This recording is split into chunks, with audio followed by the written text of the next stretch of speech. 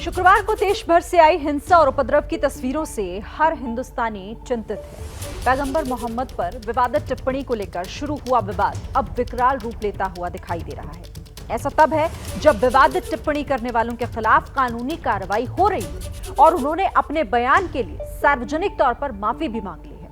अब सवाल यहाँ ये कि क्या भारत विरोधी तत्व इस मुद्दे की आड़ में देश के माहौल को बिगाड़ने की कोशिश में लगे हुए हैं? कौन है जो छोटे छोटे बच्चों के हाथों में पत्थर थमा रहे हैं? ये जुमे पर हिंसा का वही पैटर्न है जो कभी कश्मीर में दिखाई देता था।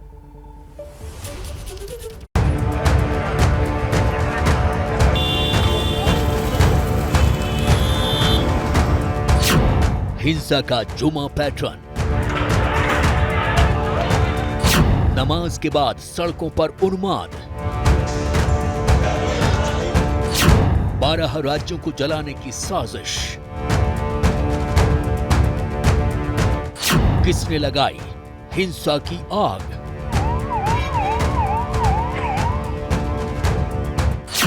क्या भड़काऊ बोलने बिगाड़ा माहौल?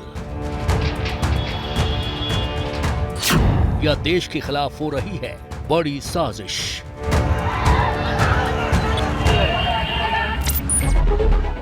शुक्रवार को जुमे के दिन बीजेपी के पूर्व प्रवक्ताओं के विरोध के नाम पर जो हिंसा भड़की थी, उसकी चिंगारी आज भी सुलगती रही।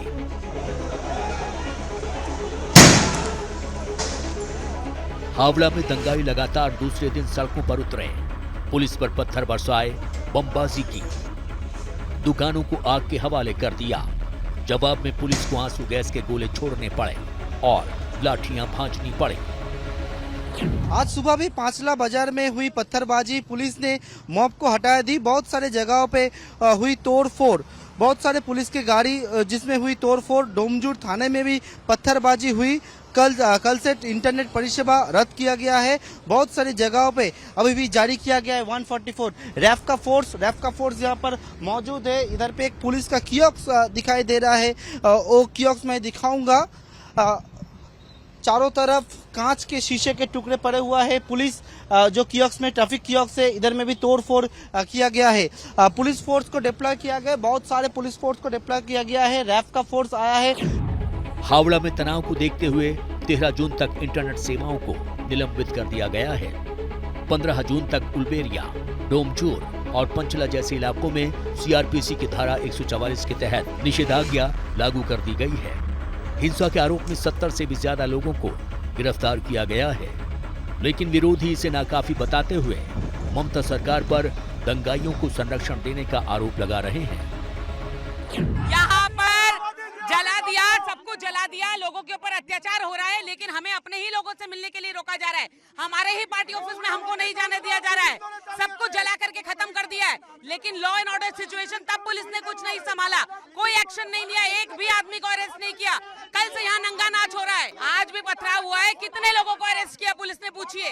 ये वही लोग हैं जिनको उकसानी दिया है मुख्यमंत्री ने। ये वही लोग हैं जो रास्ते पर कल उतरे थे और मुख्यमंत्री ने कहा कि दिल्ली में जाकर के झमेला करो। ये वही लोग हैं। अग्निमित्रा पॉल दरअसल उस वाकये का जिक्र कर रही हैं जब बंगाल बीजेपी अध्यक्ष सुकांत मजूमदार आज हिंसाग्रस्त इलाकों के दौरे के लिए निकल रहे थे, तो पुलिस ने उन्हें आगे बढ़ने से रोक दिया। इस दौरान सुकांत की सुरक्षा में तैनात सीआरपीएफ और स्थानीय पुलिस के बीच धक्का मुक्की भी हुई है। दरअसल ममता सरकार का आरोप है कि बीजेपी बंगाल में जानबूझकर आग में घी डालने का काम कर रही है। ममता ने ट्वीट किया, जैसा कि मैं पहले भी कह चुकी हूं कि हावड़ा में पिछले 2 दिनों से हिंसक घटनाएं हो रही हैं। इसके पीछे कुछ राजनीतिक दल हैं और वे दंगे कराना चाहते हैं, लेकिन इन्हें बर्दाश्त नहीं किया जाएगा और उन सभी के खिलाफ सख्त कार्रवाई की जाएगी। बीजेपी का गुनाह भुगतेंगे लोग। इन दंगाइयों को रोकने के लिए कोई भी कदम नहीं उठाए गए हैं। हमारी मांग है गवर्नर साहब से कि बंगाल में आर्मी को या पैरामिलिट्री फोर्स को बुलाया जाए, तैनात किया जाए, ताकि वहां पर हालात सामान्य हो सके, काबू में आ सके। हिंसा पर इस सियासी वार पलटवार के बीच पिस रही है जनता। प्रदर्शनकारी सड़क और रेल सेवा को ठप करने की कोशिश कर रहे हैं, जिससे आम लोगों को परेशानी का सामना करना पड़ रहा है। हिंसा के कारण बंगाल में कई स्थानीय और एक्सप्रेस ट्रेनें रद्द कर दी गई हैं। हावड़ा में बिगड़ते हालात को संभालने के लिए बीजेपी ने केंद्र सरकार से सेना भेजने की मांग की है। इस बारे में बंगाल बीजेपी युवा मोर्चा के अध्यक्ष और बीजेपी सांसद सौमित्र खान ने गृह मंत्री अमित शाह को चिट्ठी भी लिखी है।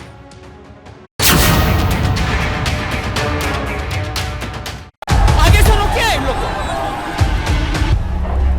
झारखंड की राजधानी रांची के महात्मा गांधी मार्ग यानी मेन रोड पर शुक्रवार को हुए उपद्रव के बाद आज पूरे शहर में सन्नाटा पसरा है। हिंसा के विरोध में आज रांची में दुकानें बंद रहीं। चप्पे चप्पे पर पुलिस बल तैनात है। यहां इंटरनेट सेवाएं भी कल सुबह तक के लिए बंद कर दी गई हैं। जुमे की नमाज अदा करने के बाद भारी संख्या में एक विशेष समुदाय के लोग इस सड़क पे जुट गए थे। उनकी तादाद काफ़ी थी, तादाद बढ़ते जा रही थी। बीजेपी की जो प्रवक्ता थी जिनको पार्टी से हटा दिया गया है, नुपुर शर्मा, उन्होंने मोहम्मद पैगंबर के खिलाफ एक बयान दिया था। उसको लेके एक विशेष समुदाय में नाराज़गी है, मुस्लिम समुदाय नाराज़ है। कल यहाँ पे विरोध प्रदर्शन मुस्लिम समुदाय के द्वारा किया जा रहा था। नुपुर शर्मा की गिरफ्तारी की मांग हो रही थी। देखते ही देखते जो प्रदर्शन था वो हिंसा में तब्दील हो गया। पत्थरबाजी होने लगी, एक विशेष समुदाय के द्वारा गोलियाँ चलाई जाने लगी, उनके द्वारा पुलिस भारी संख्या में यहाँ पर आ गई। उसके बाद पुलिस ने भी हालात को नियंत्रण में करने के लिए फायरिंग किया, तब जाकर कुछ हद तक हालात काबू में हुए थे। कुछ लोगों ने शहर की शांति व्यवस्था खराब करने की कोशिश की थी, बट प्रशासन और पुलिस की सतर्कता के कारण इसको हम लोगों ने, जो इसका एक विभत्स परिस्थितियाँ हो सकती थी, उसको हम लोगों ने चेक किया, रोका गया। और उसी में पुलिस के साथ इन लोगों का जो अताई लोग था उसका स्कैफल हुआ, जिसमें उन लोगों के द्वारा पुलिस पे फायरिंग की गई। उसके बाद पत्थरबाजी हुई थी, तो उसी के काउंटर में कुछ लोग घायल हुए। मैं खुद इंजर्ड था, मेरे ऊपर एक बहुत बड़ा बोल्डर आके सर पे गिरा था। जो मैं हेलमेट पहना था, हेलमेट वो टूट गया, बट समहाउ मुझे कुछ इंजरी हुई थी, but I am fine now. मेरे साथ में CTSP और भी लोग घायल थे, बट कह सकते हैं कि बहुत हाई लेवल पर काम करते हुए पुलिस ने उस विभत्स घटना को संभाल लिया। कल जुमे की नमाज के बाद एकरा मस्जिद के पास से MG रोड पर जुलूस निकाला गया था। जुलूस में शामिल लोगों ने सड़क पर नुपुर शर्मा का पुतला जलाया। इसके बाद उपद्रवियों ने बवाल शुरू कर दिया। जगह जगह पत्थरबाजी हुई, गाड़ियों को निशाना बनाया गया। पुलिस, मीडिया कर्मी और नेताओं पर हमले हुए। यहाँ पे कुछ लोग कह रहे हैं गोलियां भी चली हैं, जो फंसी पड़ी हैं वो हमें आप दिखाइएगा कहाँ पे गोलियां चली हैं और क्या वो मामला है। हम अपने दर्शकों को दिखाना चाहेंगे। गोली चली है और स्थानीय है जो कह रहे हैं कि उसका निशान भी यहाँ पर है। आप देखिए, ये देखिए पोल में, आप देखिए पोल में गोली फंसी हुई है। एक्सक्लूसिव फुटेज हम आपको ABP न्यूज पे दिखा रहे हैं। गोली चलाई गई है और पोल में गोली फंस गई है। आप अपने आंख से देख सकते हैं, इधर यहाँ से गोली लगी है और इस पोल के उस साइड से बाहर की तरफ निकल गई। आप सोचिए कितना खौफनाक मंजर था कल। गोली, डंडा, बंदूक, सब चीज यहाँ पे लाया गया है। एक तरह से लग रहा है कि पूरी प्लानिंग के साथ है। देखिए गोली आर पार हुई है। रांची के डेली मार्केट के पास बिहार के पथ निर्माण मंत्री नितिन नवीन की गाड़ी पर भी उपद्रवियों ने हमला कर दिया। उनके आगे चल रही पुलिस की स्कॉट गाड़ी भी क्षतिग्रस्त कर दी गई। नितिन नवीन बाल बाल बचे। जब प्रदर्शन थोड़ा नॉर्मल हो गया, चीजें निकलने लगी, तब हम अपने यहाँ जब पारिवारिक फंक्शन था 3 बजे करीब हम वहाँ से निकले और रास्ते थोड़े से गाड़ियाँ सब निकल रही थी, तो हम भी, हमारी गाड़ी उधर से निकलने लगी। उसी बीच में थोड़ी दूर जाने के बाद भीड़ पूरी तरह से गाड़ी चारों तरफ से गाड़ी को घेर लिया और एक एक करके धीरे धीरे गाड़ी पर, मतलब हम लोग भीड़ के ही आबोस में चलते चले गए और पीछे निकलना था संभव नहीं था, क्योंकि मेन रोड का जो पार्ट है उसमें एक तरफ से बैरिकेटिंग है, एक तरफ सिंगल रोड है। और आगे बढ़ने के क्रम में कश्मीर वस्त्रालय के पास वहाँ पर उन लोगों ने हमला शुरू कर दिया।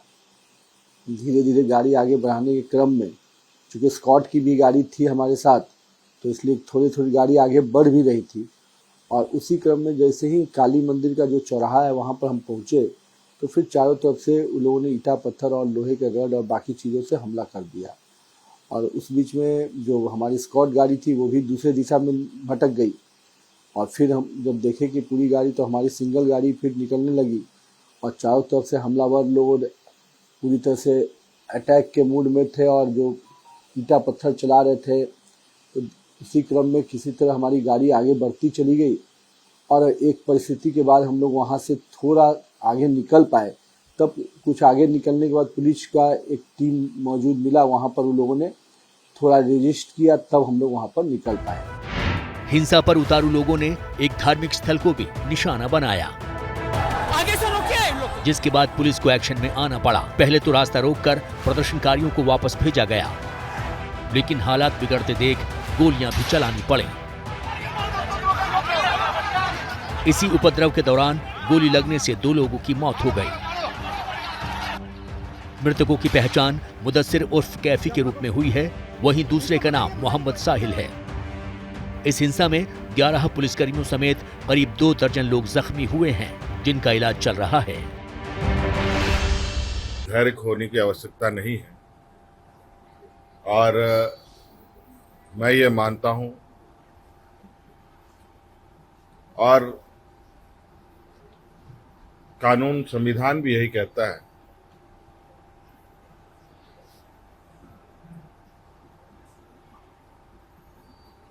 कि जो जुर्म करता है उसे सजा भी मिलना चाहिए। इसलिए सभी से अपील होगा कि कोई ऐसी घटनाओं को अंजाम ना दें जहां वो जुर्म के भागीदारी हो।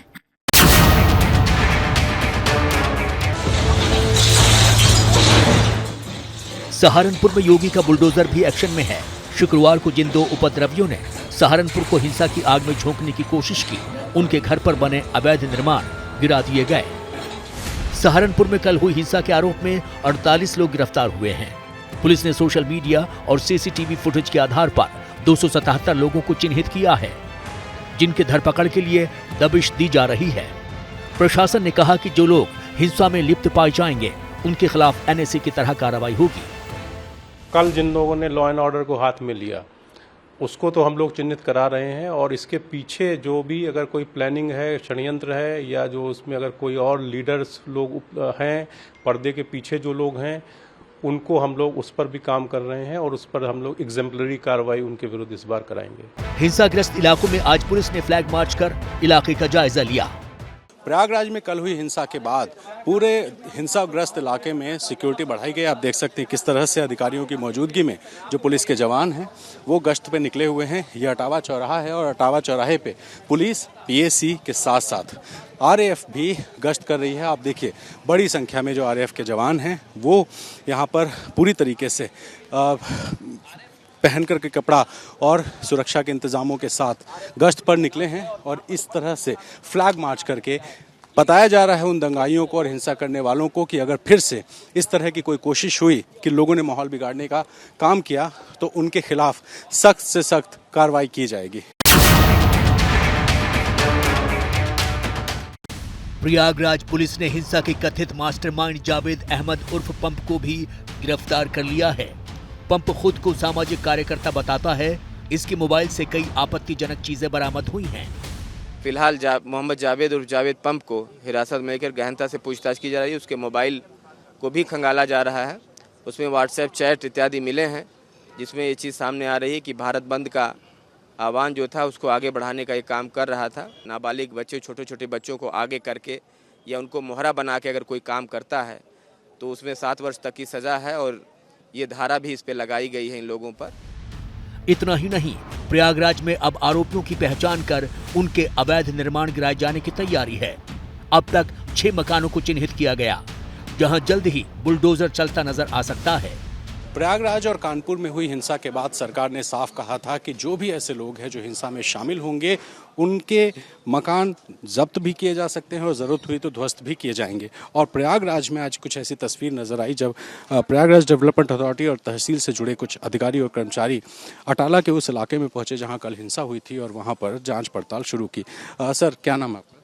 हमारा नाम राजेंद्र सिंह है। जी, कहाँ से, किस डिपार्टमेंट से? हम राजस्व लेखपाल तहसील सदर। ये जो पर्चियां हैं इसमें क्या है? इसमें जो है हमको विभागीय पुलिस विभाग द्वारा जो ट्रेस किए गए नाम हैं कल उपद्रवियों के, वही सूची है। जी। ये जो नाम हैं ये सब कौन लोग हैं, कुछ आइडिया है? अब इन्हीं को तो ट्रेस करने हम मौके पर इसके पते पर जा रहे हैं कि उसको उसी की हम जो जांच पड़ताल करेंगे कि वो ज़मीन का नेचर क्या है वो यदि सरकारी है तो उस पर नक्शे वगैरह भी तलाश के नक्शे है साथ में। सिर्फ इतना ही नहीं, प्रयागराज में हिंसा में शामिल 5000 लोगों के खिलाफ एफआईआर दर्ज की गई है, जिसमें से अब तक 70 लोगों के खिलाफ नामजद रिपोर्ट भी है। इसमें मुख्य आरोपी जावेद पंप भी शामिल है। साथ ही जावेद की जेएनयू में पढ़ने वाली बेटी भी आरोप के घेरे में है। कल जुमे की नमाज के बाद प्रयागराज, सहारनपुर, मुरादाबाद, फिरोजाबाद समेत कई शहरों में जबरदस्त हंगामा हुआ था। ये तस्वीरें पुलिस की तैयारियों पर भी सवाल उठा रही हैं। और इस शुक्रवार सुनियोजित तरीके से पूरे यूपी का माहौल बिगाड़ने की कोशिश हुई। कल हुई हिंसा को लेकर अब तक 230 से भी ज्यादा दंगाइयों की गिरफ्तारी हो चुकी है। सीएम योगी भी सभी जिलों के डीएम, एसएसपी और बड़े अधिकारियों के साथ बैठक कर हालात पर नजर बनाए हुए हैं। दोषियों के विरुद्ध गैंगस्टर एक्ट के तहत कार्रवाई होगी तथा उनके संपत्ति के जब्तीकरण की भी कार्रवाई की जाएगी। इसके अतिरिक्त जो भी सार्वजनिक और निजी संपत्तियों को क्षति पहुंचाई गई है, उसकी क्षतिपूर्ति की वसूली भी न्यायिक प्रक्रिया को फॉलो करते हुए कराई जाएगी। अब केंद्रीय मंत्री प्रहलाद पटेल ने हिंसा के इस पैटर्न के पीछे पाकिस्तान का हाथ बताकर नया एंगल जोड़ दिया है। कुछ लोग इस शांति और इस प्रतिष्ठा को, बढ़ती भारत की प्रतिष्ठा को जो लोग जलते हैं, जो ईर्ष्या कर रहे हैं, वो कौन है? वो हमारा पड़ोसी पाकिस्तान है। धर्म के नाम पर कुछ उन्मादियों को उपयोग करते हुए अगर कोई इस रास्ते पर जा रहा है, देश को सजग होना होगा, सरकार तो सजग है। लोकतंत्र में हिंसा की कोई जगह नहीं, चाहे शाब्दिक हिंसा हो या भौतिक हिंसा हो। अगर इस प्रकार की चीज होती है तो सख्त कार्रवाई के साथ साथ ये सोचना बेहद आवश्यक है सबके लिए, आखिर इस देश की हवा में जहर कौन घोल रहा है, क्यों ऐसा हो रहा है कि 8-9 वर्षों में दूरियां इतनी बढ़ गई। अफसोस की बात यह है कि बीजेपी को और भारत सरकार को, प्रधानमंत्री को 10 दिन लगे। वो पहले आप एक्शन ले लेते, आप पहले ही कर देते बात को, और वो माफी नहीं चाहिए। कानून का उल्लंघन आप कर देते हैं। अगर बोलेंगे ये ऐसा नहीं है ना, तो हम ये बोल रहे हैं कि जब उनके ऊपर एफआईआर दर्ज हो चुका है तो कानून को अपना काम करना चाहिए। फिलहाल कल हुई हिंसा के बाद केंद्रीय गृह मंत्रालय ने राज्यों और केंद्र शासित प्रदेशों के पुलिस प्रमुखों को सतर्क रहने के निर्देश दिए हैं। साथ ही भड़काऊ बयान देने वालों और विवादित सोशल मीडिया पोस्ट डालने वालों से भी सख्ती से निपटने की हिदायत दी गई है।